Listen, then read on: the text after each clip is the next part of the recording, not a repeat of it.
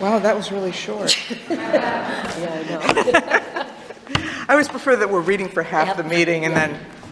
Anyway, I'm Tracy, I'm an alcoholic. Hi, Tracy. And I have experience with these steps through the process of the Big Book Step Study program with a Big Book Step Study sponsor, actually more than one. And I am working my way through amends. Most of them are living amends these days. I've done most of the really painful ones. And I try to live the last 3 steps on a daily basis, and I will be the first one to admit that some days I'm much better at that than others. So I got sober in Brattleboro, Vermont a long time ago.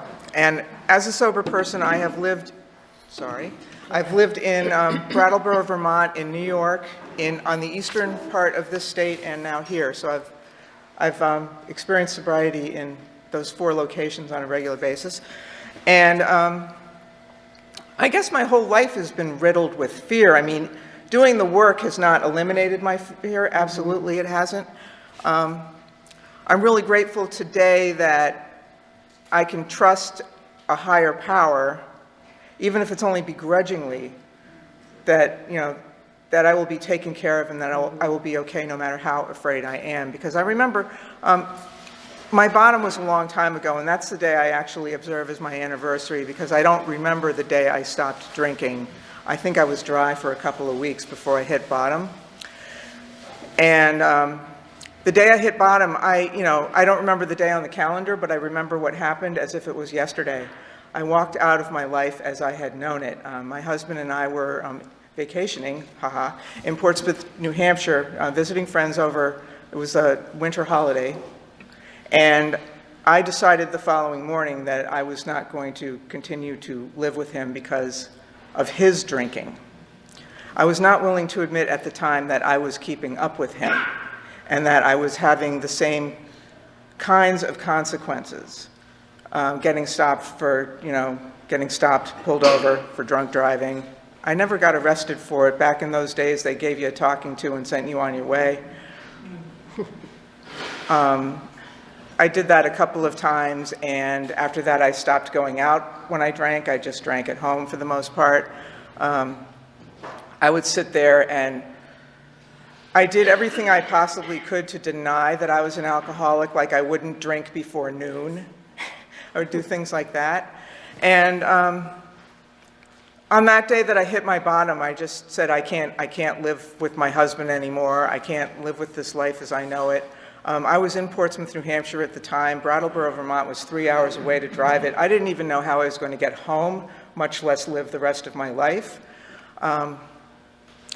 And I realized looking back now, I didn't know it at the time, that God was watching my back then, just as he does now. I didn't even know who or what God was. I don't pretend to know who or what God is now. What I do know is that there is one, which I was hard-pressed to acknowledge in early sobriety. So I actually just went through this work recently for another time with my current sponsors in New York, and so we've been reading over the phone, and we've gotten through. We're at this point we're on the Working with Others chapter, but I just went through this 4th step again recently, and it's really interesting because this time, she's a believer, as am I, in doing it in the 4 columns, and so I did that. And it was interesting that fear this time was a lot more pervasive for me. It was a much bigger problem for me this time around than my resentments were, or the sex aspect. And the other interesting thing about fear for me was that it was pervasive in the other 2 categories as well, which I didn't always recognize before. So that was a very interesting thing to experience for me. And one thing, I've done it several times since I've done this work. I've done it several times. In doing the fear inventory, I add a column to it because it's really enlightening for me to see this. Is I ask myself, actually I added 2 columns this time. One was, did the fear actually happen? I've asked myself that question. And then the other thing I asked myself this time, what were the consequences of that if it actually happened, what were the consequences of it? So that was really interesting. I had a lot of really ridiculous fears, you know. When I lived in New York, I had the fear of, you know, the subway going off the rail. I lived in Brooklyn and worked in Manhattan, and the subway that I took every day to work went over a river. I don't even remember which one it is anymore. And, you know, so you could look out and see and if you ever get off the New York subway and you look at what's holding these trains up, you don't think that they're ever going to stay up. And so you're in a sealed container and you're going over this body of water, and if you go over, it's curtains. So I did have that fear. I did have that fear that, you know, that someday, you know, the subway would go off the rail and, you know, we'd all be in the water and there'd be no way to get out. So I had fears like that. It didn't prevent me from riding the subway. I rode the subway every day, you know, to go to and from work. But, you know, it was definitely something that was in the back of my mind, you know. It was a much bigger fear for me than, like, getting mugged on the subway or something like that. It was more stuff like that. So I had fears like that. Work continues to be a source of fear for me all the time. I mean, I was stuck in fear just this week. One of my biggest character defects continues to be that I'm a total control freak. And my work, I get paid to be a control freak. I'm a project manager. And so people pay me to control stuff. Thankfully, for me, it's just the deliverables. It's whatever we're producing. It's not the people producing them, thankfully for that. But I guess a lot of companies do this, and my company is no exception. We're doing a lot of self-evaluation because it's the beginning of the year. What did we do well last year? How can we do better? And we had some deep dive meetings about some of the projects that I am managing right now. And I was all ready to just walk out on the job. I had to fill out, inventory evaluation forms and all that. I had to get my team to fill out these forms basically collect data on the project. And we had our meeting about it this week, and I was ready to just quit. I was like, nobody had said anything bad to me. Nobody said I'm a loser. Nobody said, you've screwed up in X, Y, Z. Nobody said any of these things to me, but I'm sitting here going, I suck, and I'm a loser, and I'm a failure, and I have no business being here, and blah, blah, blah. And I worked myself into this so that, by the time we had our meeting about it, I'm like a total bundle of nerves. And none of it was real. And the meeting lasted half an hour. We did our little presentation, and that was it, and it was over. And I can't remember in retrospect what, I always ask myself when I get into a space like where I'm really anxious and nervous, why I had gotten myself into that space. And the answer to that is always the same. I had taken my will back. I had let the character defect that I'm not good enough, which continues to be something that challenges me, I let things like that rule my life. And I let that cloud all of my thinking, and I get into that. It happens on a pretty regular basis with me. I have not outgrown fear to the extent that it doesn't exist in me. I'm fearful all the time. Yesterday I was fearful walking out on the driveway because it was icy, Things like that. But the difference between then and now is that I'm not letting those fears paralyze me. They definitely sit there in the back of my head and they talk at me. They do talk to me. And unfortunately, sometimes I do listen, These days, it doesn't prevent me from doing things. In early sobriety, I would not have left my house. I may have not left my bed, on a day where I was feeling extremely fearful. And that is not the case today. I sometimes begrudgingly face things that I'm afraid of, but I face them. So, so I really relate to this, the whole the column, the 4-column thing, and that, in this book, self-esteem is bracketed by fear all over the place. Security is bracketed by fear. I am self-employed. I work as a project manager, but I'm self-employed. I'm a contractor. And also the defining characteristic of projects is that they end. So I am always faced with job insecurity. It happens all the time, but it's been years since I've had to look for a job. I'm always taken care of. I've always been taken care of. And it's really funny, I don't even work that hard at it. One job ends, I may have a week or so where I'm sitting there, toe tapping and wondering what's next, and then I get a phone call out of nowhere, are you available to do this? So a lot of my fears, most of my fears, are not real, is another thing that I've learned in sobriety. And it took a lot of work of going through the process and attending a whole lot of meetings, sometimes while I'm feeling very afraid, to realize that. So I can tell you one experience I had. This was a couple of times through the process ago. It was when I was living in Manchester, New Hampshire. I was in a transitional point in my life. I was living in Manchester, New Hampshire because my family needed help with my father. He was at the end of life. He was in a nursing home for the last 3 years of his life, and we each took a part of the task. One sister handled the financial end of it. One sister was his medical power of attorney, and it was my job, begrudgingly so, to go visit him every week at the nursing home. So I did that, and I always went to a meeting before I did that. Because I was afraid of, there was fear of ending up like that and all of that. But it was a transitional period for me at that time. The last year of his life was especially rough. I had just finished a project, so I was sitting there in one of these periods where I don't know what I'm doing next, and I'm watching the bank account go down, right? And meanwhile, my father is, very selfishly, I'm thinking he's not dying fast enough, because I want to move on with my life. He was suffering horribly. He had dementia. He had horribly suffered through that. And I was afraid on a lot of levels. I was afraid of what my future was going to be. I was afraid of my father suffering through how he was suffering through the process. I was afraid of what was going to happen next in my life. I was afraid of how my relationship with my two sisters was going to change, because really the only thing that was holding us together was my father.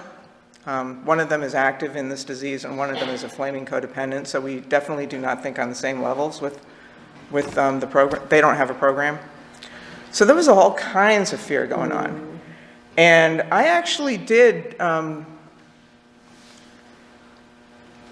hit a really bad bottom during that time, a really, really horrible bottom. And thankfully, I was going to a meeting at that time on a daily basis. It was not a big book step study. It was a regular, it was their early morning meeting. We called it First Light of Day. And very thankfully, I was going to that meeting every day, and they had several commitments a month at the treatment center. I was going on all of those. Doing that work, even just showing up and doing that, my heart was not in it. I was just doing it because somebody told me that it was good to go to meetings and do service work when you were feeling all messed up. That was, I think, the only reason I got through it. But anyway, during that time, I was doing a fourth step with a sponsor, Maurice, that I was having at the time, and we were in this, and all my resentments were about coffee. All the resentments were someone was spilling coffee, somebody was drinking 400 cups of coffee. They used to serve coffee at the meeting. People were spilling it. People were drinking 400 cups of it. People were going, everybody was getting up and down to go to the bathroom during the meeting, very disruptive, blah, blah, blah. Somebody's coffee needed its own seat at the meeting. All kinds of things, right? So I'm reading this to her, and I'm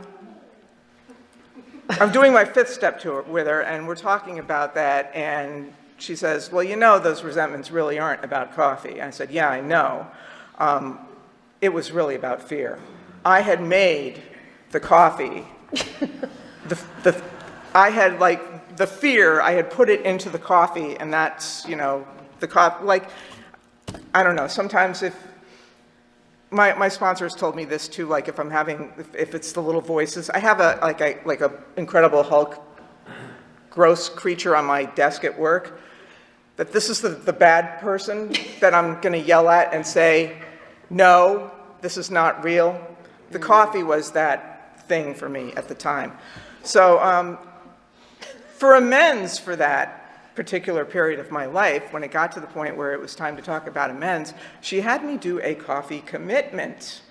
So, at this group, and this group had about 100 people at the meeting every single day, and I took, selfishly, the slowest, it was a tradition, we did a tradition meeting on Monday, and I took that commitment because we didn't have as many people show up, so very selfishly, but I had to get there early to let the people that set up the room in, and we had, because it was a big meeting, we had someone that cleaned up the grounds every day of the church, for all the smokers and all that.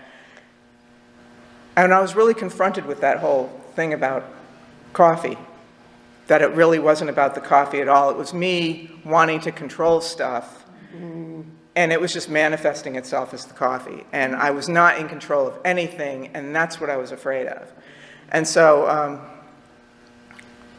I would definitely recommend that when people get to the amends stage. It's one, I mean, not a coffee commitment, but just actually going and facing that thing you're afraid of, or facing that amendment, and experience what that is. Because not only did I stop judging people for having coffee at the meeting, and I myself drink coffee, okay, so I am in no way, exempt from all these behaviors, that I talk about or take people's inventory on. But I developed an appreciation for it. The meeting was at 6:30 in the morning, so I would show up at 5:30 to make coffee. The homeless shelter let out at around that time, and those people would come over, and I would give them coffee. I would always invite them to stay for the meeting. There were people that the church would not allow into the meeting space, and people from the meeting would go out and talk to them and have their own little meeting with that person. So it really helped. The short story is service really helped me get through that. So even though the coffee thing was not what I was really afraid of, facing it helped me get through that period. And then just another story that's about fear. A couple of years ago, I took a professional exam that I was really scared to take because I had heard that it is incredibly difficult, and that a lot of people who study for years for it don't pass it, and have a lot higher education, don't pass it, and all of that. And I had worked myself into a frenzy. This is an exam I had been intending to take for years. And finally, I had a slower period one summer, and I talked to my sponsor, and I said, I think I do this. It means I'm going to have to learn some math again. It means I'm going to have to, read this book that the exam is based on. It means a lot of things, and I'm petrified. And she kept saying, well, what's the worst thing that's going to happen if you take this exam and you fail? And she had to, basically do this to me every single week until I took the exam. The worst thing that was going to happen if I took the exam and failed is that I would fail the exam. My life wouldn't change. It wasn't a licensing exam. I wouldn't lose my job if I didn't pass it. It was just, I can ask for more money because I have this certification, but it didn't mean I was going to not be able to do what I do. So, but every week, I was putting my poor sponsor through this. Petrified, and even on the day of the exam, I was totally afraid. And it ended up being nothing. I had never prepared for anything so hard in my life. Not graduate school, not college, not anything. So hard in my life, and I was still petrified. And in the end, it was not nearly as hard as what I thought it would be. I passed it the first time, and I talked to my sponsor afterwards, and she said, now what did that teach you? And I said, it taught me once again that I can get myself all wound up in fear no matter how much time I've got here, and that I've got to trust God. So I don't pretend, like I said before, I don't pretend that I know who or what God is, but it's been quite some time since I've questioned whether or not there is a God. God definitely doesn't do things my way, he always comes through at the last minute for me, you know, just as I'm ready to throw in the towel and give up, but he's always there. And, you know, and by listening to people in the rooms, I know that that's true for everybody, and that everybody goes through this, and everybody's afraid, and that I'm not terminally unique. And that's the real power of this program and of doing the work with an alcoholic, and by going through meetings like this with people like you, and even people who don't do the book this way, because maybe they will come to do it this way too at some point. So that's all from me. Thank you for letting me share.